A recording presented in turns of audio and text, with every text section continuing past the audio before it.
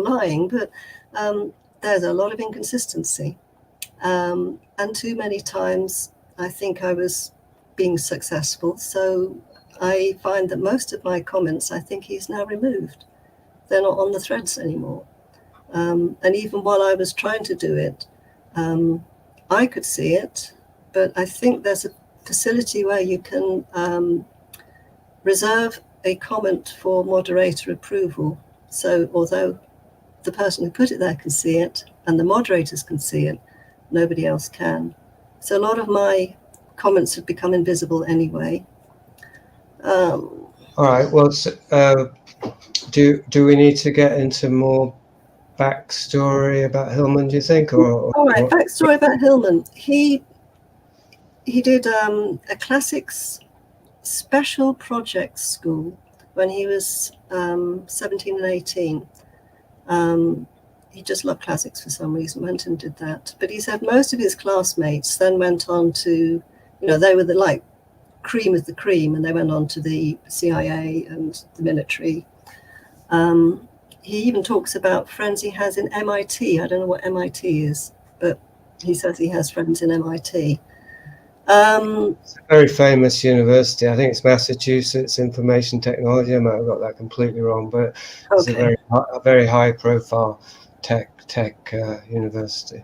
Okay, fine. He's also done a bachelor's in bacteriology. He did his degree in classics, and then he did a postgraduate degree in classics again, but this was the thesis about the drug use in classical times. He was told he couldn't publish it unless he excised the recreational drug use. This was back in the 90s, and at the time it just wasn't even considered that great classical people like Plato and Socrates would be having recreational drugs, so that had to go. He then had other jobs, but he went on to St. Mary's University, a Catholic university, and it seems like it was an all-girls one. And he was the classics teacher there, very well loved.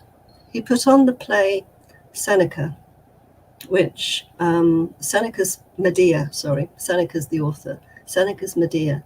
And one of the props for that is what the Greeks called the fascina, which is a penis-shaped rod, which the actors would come in and shake at the audience, cursing them for their greed, cursing them for their sins.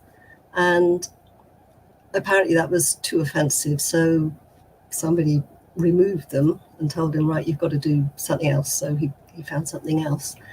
But in the actual performance, even these fake fascinas, he said they look more like bananas in the end, he was watching people's reactions, and he realized this is a purgation going on. And what he was looking for were the people who weren't offended about the sexuality, who weren't all proper prim and laced and, oh, this is shocking. Those he would reject. He was looking for the people who could embrace the classical, who could embrace the old laxness of attitude to sexuality. So that was what he meant by purgation. I was apparently too straight-laced and too resistant, and I was never going to go along with him, so I had to be rejected. But during this time at St. Mary's, he had also been for quite a long time looking at alternative paths in the classical mode, and came across what he believed is the muse. Now for him, it was a living dead girl, he calls her, a sort of what he feels is a voice that guides him. And he gives an illustration of needing something and saying, oh, I'll grab that book, open it up, and it's exactly what I need. And the muse gave that to him. So he relies on the muse showing him things while he's reading the texts, and he sees a connection, and wow, that must be the muse. So a lot of what his teaching he gives, he says the muse has showed him. And I can show you some things where the muse has been very, very wrong. We'll get to those later. But the essence of how he's doing things, sorry, I got sidetracked. He was at St. Mary's University. The muse apparently showed him how to be an incubus, and he tried it one night. And the next morning, it was reported by a witness in the dormitory that she saw him floating in through the door and hovering over this other girl who was terrified, pinned rigid to the bed, unable to speak or move. And then he went. And he'd said to the muse that I want to know how to dream rape. And this dream raping has come up several times, actually, as he's talked in various places, but also in the back room after show talks with the more devoted people who were there at the time. There was only a small group of us to begin with. And it was the time when there was the revival going on in the campus universities. Tennessee, I think, was one that had a big revival meeting going on. And of course, being the Satanic congregation, they had to do whatever they do against it. And one night, he said to his crew, I'm going to give you a picture of Pastor Doug Wilson and his wife. I want you to get high on your entheogen, whatever you want to use, and concentrate your powers for me to then go and dream rape him and his wife. And some of them were quite uncomfortable about it. Ammon could see from the conversation that a guy who's my friend was reluctant. He then shot him over an email, basically telling them, right, you do it or you're out. Jerk off if you must. That's roughly what the email said. My friend didn't do it. And apparently the next day it was announced that the revival had been shut down because of a measles outbreak. So of course he takes the credit for that. But whether or not anything happened incubus-wise, I don't know. But actually involving his people in it. And several actually, when my friend asked them, said, well, no, we didn't do it. But I don't know who did. But he does involve his people in some occult things.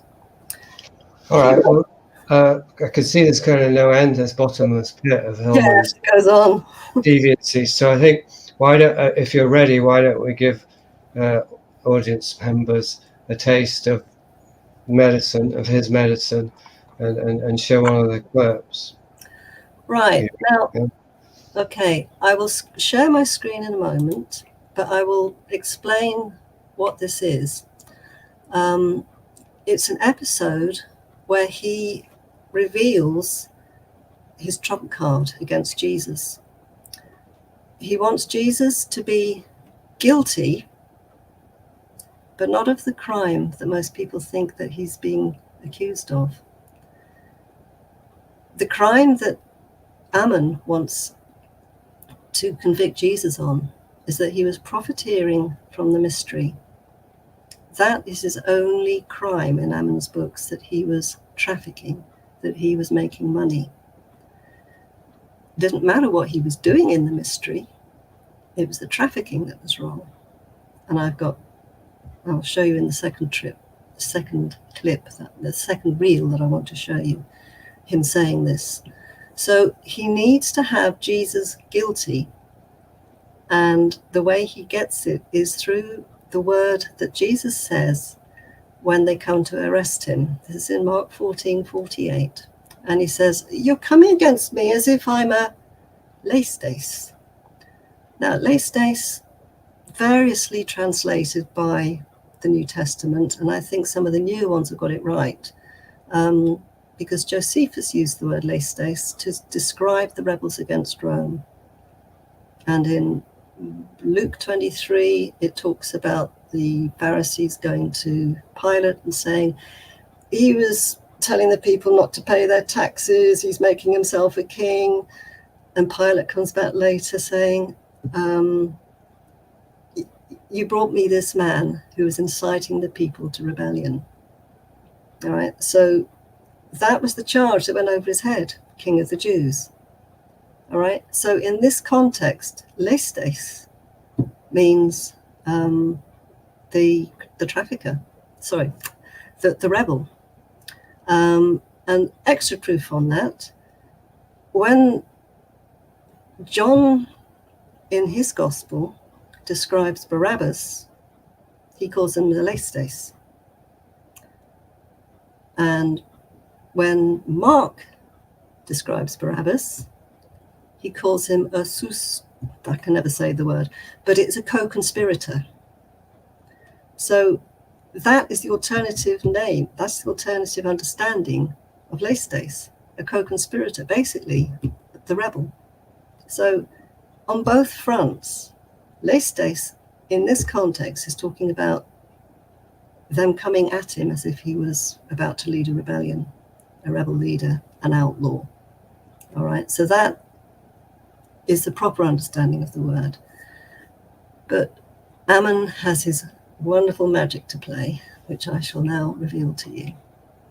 I will share screen. Right, share screen. Where's it gone? Present. Sorry, I'm a bit rusty on this. That's all right. I'll just let people know as well, this is speeded up slightly, so Ammon is not quite as manic as it seems. Well, it's saying, yeah, it's on 1.5 times speed, but he actually speaks very slowly, so 1.5 is still very intelligible. Right, I will start entire screen. Window, I'll do a window. Nope, entire screen, I think. Share. Oh, why is it not sharing? Chris, help me. Why is it not sharing? I'm wondering, because it worked last time, but it actually created its own participants. Okay, okay, you got it, good. Add stage. Here we go. Oh gosh, what's happening here? It's crazy. Oh, help. What? Stop sharing there. Stop sharing. Okay, so where were we? Lestes. You were in your own browser. I'll get techie here. Where's the presentation bit? Present. Down there, present. Sorry, I am very rusty on this. Sorry to keep you watching them. Lestes there. And you want lestes, that one? Yeah. Sure. Yeah, okay. Press play. Okay. His skill Go. to tell you. It's because the ancient Greek says it's that way. And let me tell you something. He is lying through his teeth. Let's just look at what the Greek says. Yeah. Okay, hit us another clip, please. Right, I'll stop there. I've done this in groups so that I can make a little comment on each. You heard that, lying through his teeth.